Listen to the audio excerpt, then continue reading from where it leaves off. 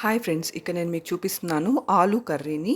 ఈ కర్రీని అయితే నేను సింపుల్గా ప్రిపేర్ చేస్తానన్నమాట. మెథడ్ అయితే మీకు ఎక్స్ప్లెయిన్ చేస్తాను. చపాతీ కాంబినేషన్తో ఈ కర్రీని కానీ చేసిచ్చారంటే పిల్లలు చాలా ఇష్టంగా తింటారు.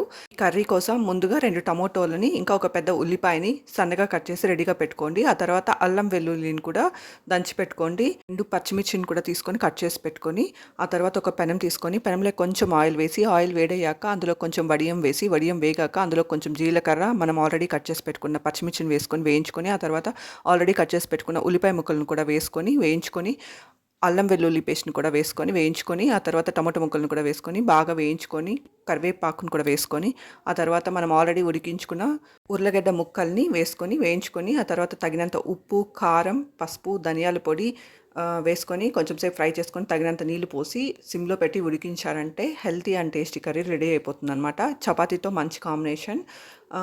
ఇలాంటి ఆలూ కర్రీస్ చేసి ఇచ్చారంటే పిల్లలు ఇష్టంగా కూడా తింటారు. దీంట్లో మీరు కావాలంటే బాయిల్డ్ ఎగ్ని కూడా యాడ్ చేసుకోవచ్చు, మీ ఇష్టం అనమాట.